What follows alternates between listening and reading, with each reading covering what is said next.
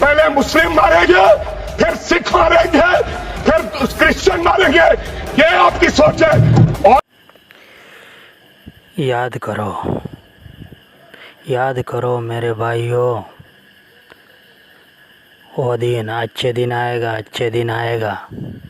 सच में अच्छे दिन आ गया है, लेकिन भारतीय मुसलमानों का बुरा दिन आ गया है। अच्छे दिन किसको आया है? भारत की सरकार को। मैं ये कह रहा हूँ कि ये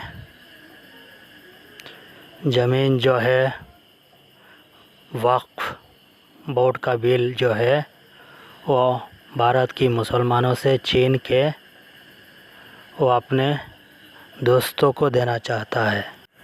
हमें वो दिन आज भी याद है, जो किसी पार्टी का नेता कह रहा था कि ये राहुल गांधी जो है वो हिंदुओं का ज़मीन हड़प के मुसलमानों को देना चाहता है। लेकिन हुआ क्या है, ये तो आप सबकी सामने है। मुसलमानों का वक्फ प्रॉपर्टी जो है, बिल जो है, वो छीन के हिंदू को दिया जा रहा है। क्या विचार है भारत की सरकार का? मुंबई में एक बहुत बड़े दौलतमंद हैं, खोजा बरादरी का यतीम खाना था। उन्होंने 2004 या 5 में 22 करोड़ में खरीद लिया। वो केस सुप्रीम कोर्ट में है। क्या आप उनको मालिक बनाना चाहती हैं लिमिटेशन एक्ट अप्लाई करके? हमको बताइए, हम जानना चाह रहे हैं। आज मुसलमानों का वक्फ का बिल पास हुआ है। कल ऐसा भी दिन आएगा जो मुसलमानों का घर का भी बिल पास हो जाएगा। याद रखो भारत की मुसलमानों, खड़ा हो जाओ। आज भी खड़ा नहीं हुए तो कल ऐसा दिन आएगा, आप सड़कों पे रिफ्यूजी की तरह घूमोगे। एक लाठी को तोड़ना मुश्किल है, लेकिन लाठी की बारी में तोड़ना बहुत मुश्किल है। मैंने किसी से ये शायरी सुना था। ये बताएंगे कि ये प्रैक्टिसिंग मुस्लिम है या नहीं है? आपको लगता है पहले मुस्लिम मारेंगे, फिर सिख मारेंगे, फिर क्रिश्चियन मारेंगे? ये आपकी सोच है। और किसी धार्मिक स्थानों पर तो लिमिटेशन लागू नहीं होता। आज जो मुसलमानों का साथ हुआ, अगर ठीक इसी तरह हिंदुओं का शमशान का वक्फ छीना होता तो इस देश का क्या हाल होता। लेकिन मुसलमानों के साथ ऐसा हो रहा है। कल होगा सिख का, फिर होगा ईसाई का, फिर होगा अलग अलग जातियों का, लेकिन सबका बारी आएगा।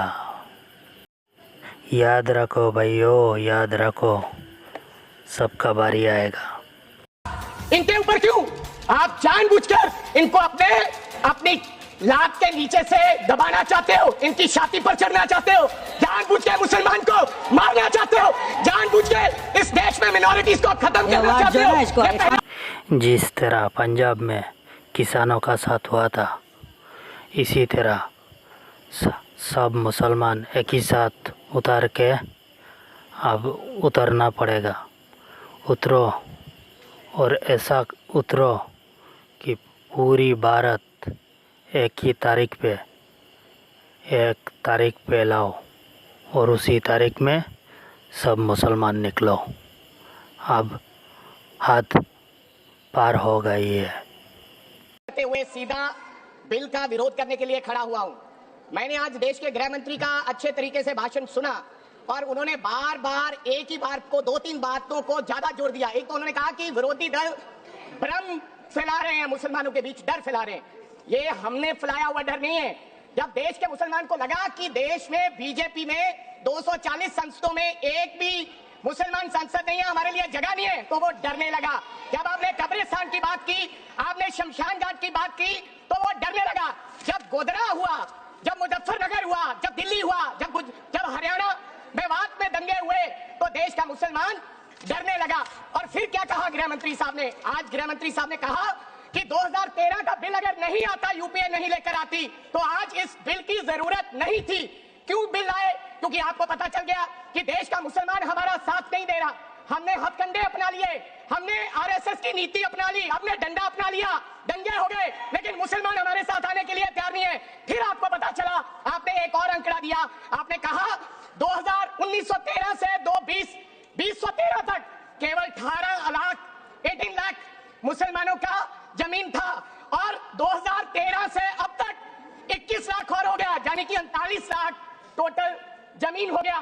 तो आपको किसी ने समझाया मुसलमान को अगर आपके बस में करना है, ये आरएसएस की नीति नहीं अपनाएगा जितनी देर आप इनकी सांस प्रणाली बंद नहीं करोगे, अगर वक्फ बोर्ड नहीं छीनोगे, अगर जमीनें नहीं छीनोगे, तब तक मुसलमान आपके सामने झुकने वाला नहीं है।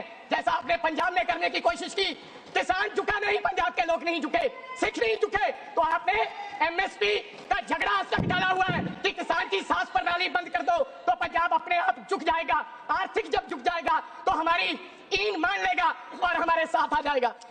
आदरणीय सर, आपने बार बार कहा, आज गृह मंत्री साहब ने कहा गवर्नमेंट प्रॉपर्टी पर किसी का अधिकार नहीं है, पंचायत की जमीन कोई दान नहीं दे सकता है। मैं आपको इसके पीछे लोचा क्या है, इसके पीछे छुपा हुआ राज क्या है।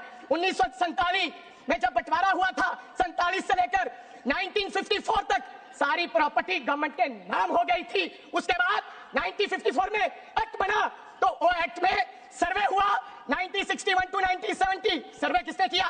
कलेक्टर ने। अगर पंजाब की, हरियाणा की, हिमाचल की बात करूं तो डिविजनल कमिश्नर अंबाला बैठते थे, उन्होंने सर्वे किया, तहसीलदारों ने सर्वे किया, तो वक्फ बोर्ड को ये जमीन देने का काम किया। आप क्या उत्तर प्रदेश का तो सीएम बोल ही दिया कि आपने घर की छत में भी नमाज नहीं पढ़ सकते हो। क्या ज़माना आ गया भाई, कल तुम अपने घर में भी नहीं पढ़ सकते हो। जिस बिल को मुसलमानों के हुकूक की हिफाजत करने वाला बिल बताया जा रहा है, उसी को पेश करने के लिए और उस पर बात करने के लिए लोकसभा में भाजपा सरकार के पास एक भी मुस्लिम सांसद नहीं है। जिस वक्त, मैं लोकसभा कह रहा हूं, सुना करिए, जिस वक्त बिल को मुस्लिम महिलाओं को हक दिलाने वाला बताया जा रहा है, उसे संसद में पेश करने वाली पार्टी के पास न तो राज्यसभा में, न लोकसभा में, न देश की किसी विधानसभा में एक भी मुस्लिम महिला सदस्य नहीं है। जब एक शेर को 100 कुत्ते पकड़ लेता है तो उस शेर को कमज़ोर बना ही देता है। इन कुत्तों ने